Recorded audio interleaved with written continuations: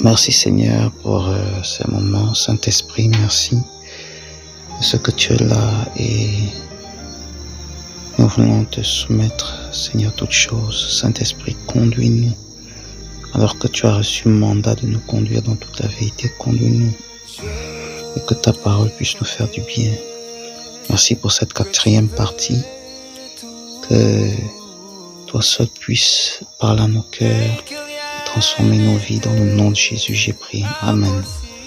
Alors, nous continuons dans notre série de partage sur que ta volonté soit faite sur la terre comme elle est faite au ciel. Donc, la 4e partie, notre 4e partie. Que ta volonté soit faite sur la terre comme elle est faite dans le ciel. Alléluia. Alors, donc, Jésus ici va nous informer de quelque chose.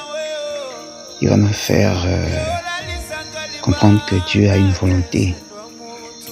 Et donc, il va dire aux disciples, quand vous priez, dites, Père, que ta volonté soit faite sur la terre comme elle est faite dans le ciel. Donc, nous allons comprendre quelle est cette volonté, en fait, quelle est cette volonté. Quelle est la volonté de Dieu, en fait. Ok, donc pour ça, on va prendre 1 Timothée, verset 2, verset 3 à 4. Donc je vais lire. Cela est bon et agréable devant Dieu notre Sauveur, qui veut que tous les hommes soient sauvés et parviennent à la connaissance de la vérité. Donc on nous dit ici que la volonté, ce que Dieu veut, donc sa volonté, dont Jésus nous a parlé dans la prière de notre Père, que la volonté de Dieu, c'est sa volonté, c'est que tous les hommes soient sauvés et parviennent à la connaissance de la vérité. Alléluia. Ici, Timothée nous fait comprendre que Dieu est notre Sauveur. Donc Dieu notre, il dit Dieu notre Sauveur qui veut que tous les hommes soient sauvés et parviennent à la connaissance de la vérité.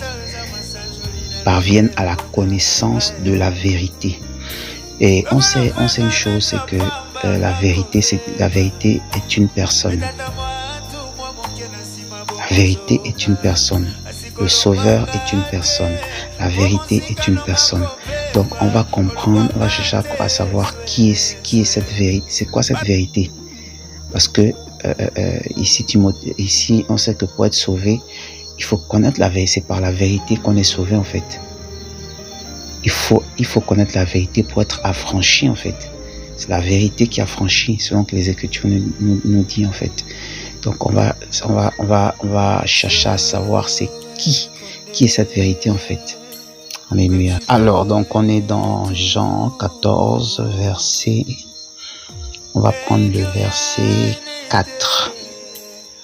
Alors, ici c'est Jésus qui parle et Jésus va dire à ses disciples, verset 4, « Vous savez où je vais et vous en savez le chemin. » Timothée lui dit, « Seigneur, nous ne savons où tu vas. Comment pouvons-nous en savoir le chemin? » Ensuite Jésus lui dit, « Je suis le chemin, la vérité et la vie. Nul ne vient au Père que par moi. » Alléluia. On va reprendre. Jésus lui dit, je suis le chemin, la vérité et la vie. Nul ne vient au Père que par moi. Oh, merci Jésus. Et donc, quand on comprend Timothée ici, en fait, Timothée est en train de nous dire que le désir de Dieu est que les hommes puissent connaître la vérité, en fait. Parce qu'il dit notre Sauveur qui veut que tous les hommes soient sauvés et parviennent à la connaissance de la vérité. Donc, littéralement, en d'autres termes, Dieu veut que les hommes puissent connaître la vérité. Et on a lu dans Jean 14, verset 6, Jésus a dit, « Je suis le chemin, la vérité et la vie. » Et je disais que la vérité est une personne. La vérité, c'est Jésus. Alléluia. Et quand on lit la parole, on comprend que Jésus a donné sa vie, en fait. Il s'est donné en sacrifice pour sauver les hommes. Jésus s'est donné. Jésus s'est donné pour sauver les hommes. Et on peut voir ça dans Jean 10, verset 18, où Jésus dit, je donne ma vie. C'est moi-même qui donne. On va lire ça. Voici ce que Jésus dit. Personne ne me l'ôte, mais je la donne de moi-même. J'ai le pouvoir de la donner et j'ai le pouvoir de la reprendre. Et c'est terrible. C'est terrible. C'est vraiment terrible. Et maintenant, ici, on comprend pourquoi Jésus a dit, je vais mourir, mais le troisième jour, je vais ressusciter. Il dit ici qu'il a le pouvoir de reprendre la vie. Lui, et c'est ce qui s'est passé. Hein. Jésus s'est donné. Il a été crucifié. Donc, il s'est sacrifié. Il est mort. Ensuite, le troisième jour, il est revenu à la vie. Donc, en d'autres termes, il a récupéré sa vie. Et il est revenu. Chaka, c'est fort. Jésus est fort. Et on comprend ici que le sauveur dont il est question, Dieu le sauveur, en fait, on comprend que c'est Jésus en fait. Jésus qui a ce pouvoir. Amen. Parce qu'il n'y a que Dieu pour faire ça en fait. Il n'y a que Dieu pour donner. Il n'y a que Dieu pour mourir et revenir à la vie. Il a dit, je donne, personne ne peut prendre cette vie-là, personne ne peut m'arracher cette vie-là, c'est moi qui donne. Je donne et je reprends la vie. Et Seigneur, alors comment ne pas suivre cet homme-là qui est la vérité? Jésus-Christ de Nazareth. Comment ne pas suivre cet homme qui est la vérité? Et quand on lit la prière, Jésus va dire que ton règne vienne. Et ensuite, il va dire que ta volonté soit faite sur la terre comme elle est faite dans le ciel. En fait, quand le règne de Dieu est là, automatiquement la volonté de Dieu s'accomplit en fait. Quand le règne de Dieu, quand on parle du règne, tout de suite on voit le Saint-Esprit. Donc, quand le Saint-Esprit est là, parce que c'est le Saint-Esprit qui emmène le règne de Dieu sur la terre, à la Pentecôte.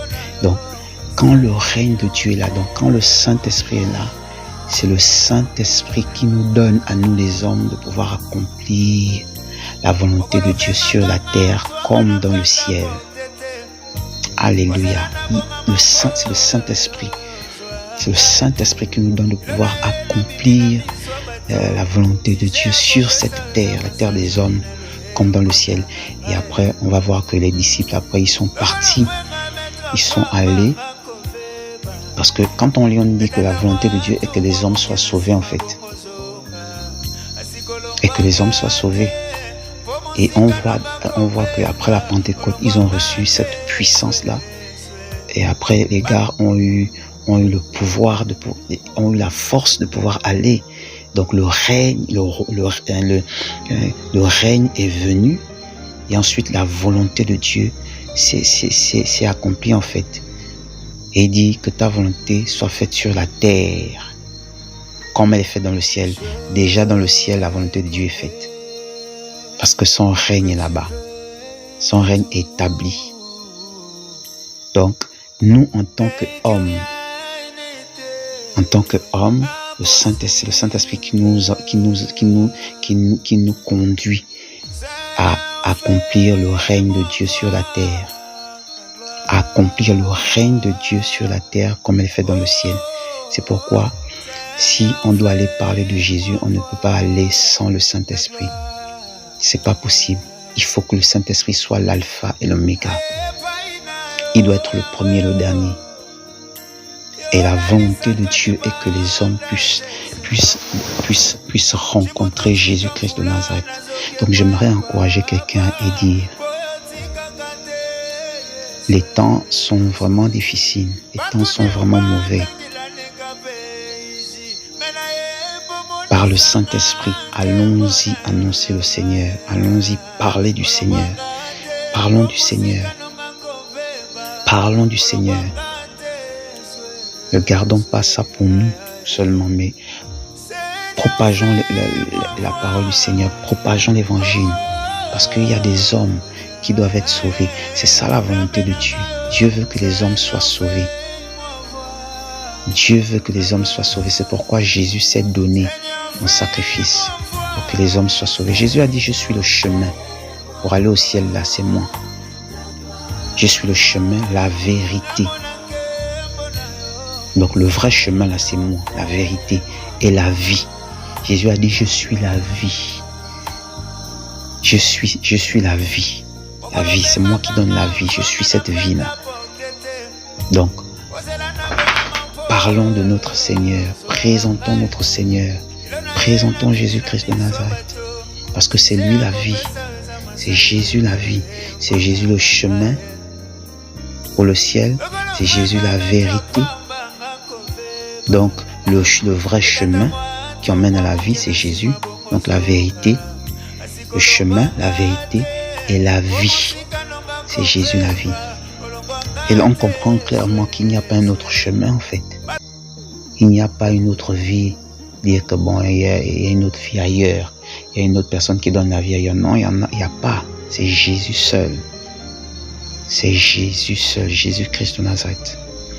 Voilà, la Bible dit que le monde attend avec un ardent désir la révélation des fils de Dieu. Donc Dieu veut qu'on puisse aller pour présenter cette révélation-là.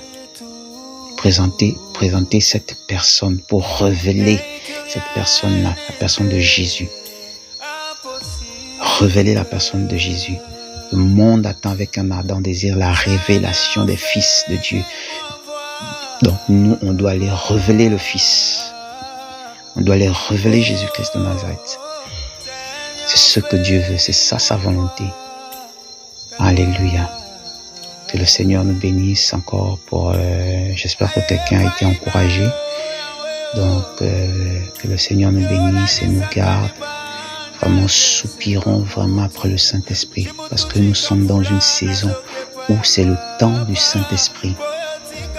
C'est vraiment le temps du Saint-Esprit. Soupirons après le Saint-Esprit. Sans le Saint-Esprit, on est mal barré. Sans le Saint-Esprit, on n'est rien. On ne peut rien faire. On ne peut rien faire. Sinon, on va seulement parler, puis on va faire le bruit. On a besoin du Saint-Esprit. On a besoin du Saint-Esprit. Regarde, quand on voit nos aînés, ceux qui ont été avant nous, donc les apôtres, mais cette puissance, quand cette puissance est descendue, mais c'est ce qui s'est passé en Israël, mais c'était terrible. C'était terrible. C'est des personnes, on ne pouvait plus les contrôler ou bien non. Le Saint-Esprit, quand cette puissance descend, oh, Ishakatos, Saint-Esprit, Seigneur, aide-nous au nom de Jésus. Alors, shalom, shalom, que le Seigneur nous bénisse.